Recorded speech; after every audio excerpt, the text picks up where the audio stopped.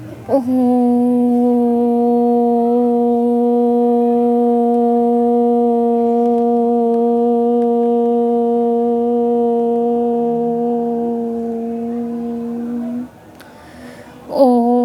सनो बन्धुर्जनिता सविधाता धामानि वेदभुवनानि विश्वा यत्र देवा अमृतमानुषाणास्त्रतीये धामन्यदैरयन्त। ओम। सभी को सादर नमस्ते जी। ओम। हम समझेंगे कि ईश्वर के सर्वव्यापक होने में हमारा क्या लाभ है और ईश्वर की सर्वव्यापकता को मानने से हमारे कौन कौन से गलत कार्यों से हम बच सकते हैं। और दूसरा विषय रहेगा कि एक तो सर्वव्यापकता हो गया और दूसरा हो गया कर्मफल व्यवस्था क्या है, अर्थात कौन से कर्म का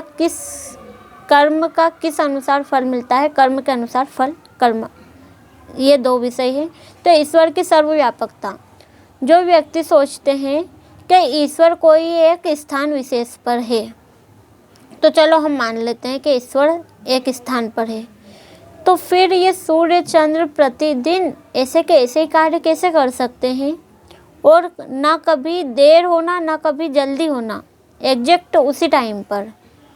उसका कारण हमें समझना चाहिए कि ईश्वर कोई वस्तु नहीं है या फिर कोई व्यक्ति है, व्यक्ति विशेष भी नहीं है, वो तो पुरुष विशेष है।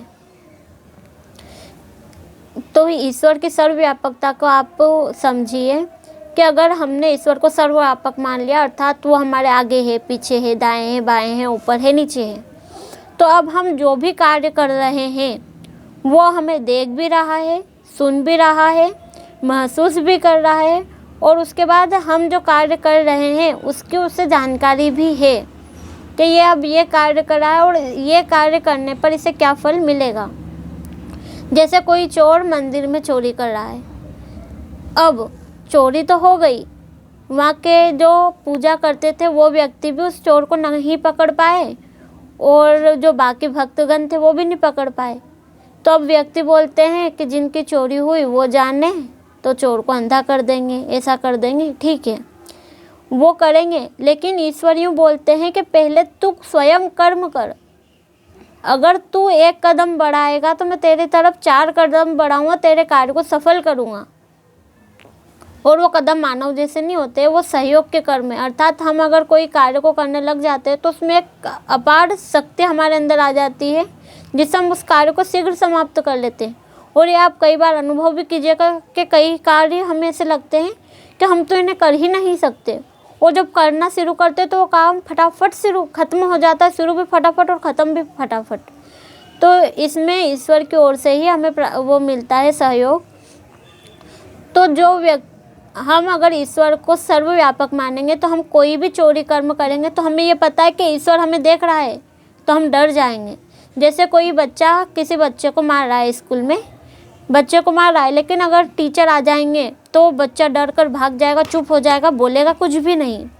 तो जैसे वो बच्चा टीचर से डरता है और जब टीचर नहीं रहते जब वो उसकी मनमर्जी चलाता है, तो यही विषय हमारे ऊपर है कि जब हम कोई गलत कार्य करते हैं तो अगर हमें ऐसा लगता है कि ईश्वर हमारी तरफ नहीं देख रहा, उनको पता नहीं है, तो हम उस कार्य को कर रहे हैं, डर भी नहीं किसी बात का। लेकिन अगर हम ईश्वर को ये समझते हैं कि ईश्वर सर्वव्यापक है, तो सर्वव्यापक है मतलब वो हमें देख रहा है, सुन रहा है, जान रहा है, और अगर वो जान रहा है तो वो हमें सज़ा भी देगा और पुण्य भी देगा। अगर हमने अच्छा कार्य किया है तो हमें सुफल मिलेगा, पुण्य मिलेगा, और गलत कार्य किया तो पाप रूप कर्म मिलेगा जिससे हमें दुख होगा।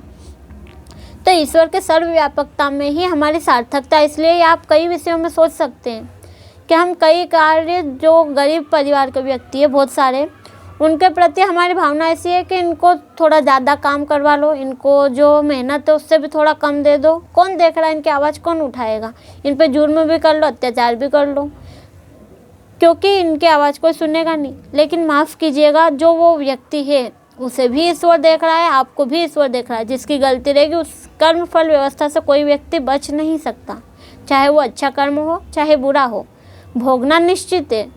तो आप ये अगर सोच लेते हैं कि सर्वव्यापकता हमारे जीवन में सार्थक है और सर्वव्यापकता को मानने से हमारा जीवन सार्थक हो सकता है, तो ही हम कई सारे पापों से, अत्याचारों से, कुकर्मों से बच सकते हैं। नहीं तो हम रोज़ाना कुछ ना कुछ गलत करते हैं। सभी से होती है गलती, ऐसे नहीं बोलती मैं, लेकिन जो व्यक्ति सोचते हैं कि सर्वव्यापक ईश्वर है, उससे बहुत कम गलतियाँ आती, बहुत ही कम गलतियाँ, क्योंकि उसे पता है कि अगर हम ये कार्य कर रहे हैं तो इसका ये फल मिलेगा और ये कार्य गलत है तो हमें करना ही नहीं है। और ईश्वर तो मन की बातों को भी जान लेता है। मन में अगर कौन सी बात चल रही है, क्योंकि वो तो हमारे हृदय में बैठा हुआ है, तो हृदय हमारे मन से अलग नहीं है। मन तो जड़ है और ईश्वर चेतन है, सत चित आनंद, मतलब जो अनादि है, चेतन है और आनंदित है। जो अनादि भी है, चित चेतन भी है, जिसको सब कुछ समझ में आता है, सब पता है। जैसे हम भी चेतन है और हम भी सत है।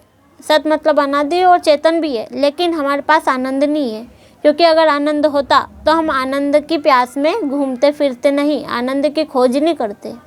जैसे आज व्यक्ति सभी दुखी रहते हैं, उसका कारण ही यही है कि हमारे पास पूर्ण सुख नहीं है। सांसारिक सुख है, लेकिन ये सुख ऐसा है कि शुरुआत में जाएंगे तो हमें बहुत लुभाता है, बड़ा अच्छा लगता है।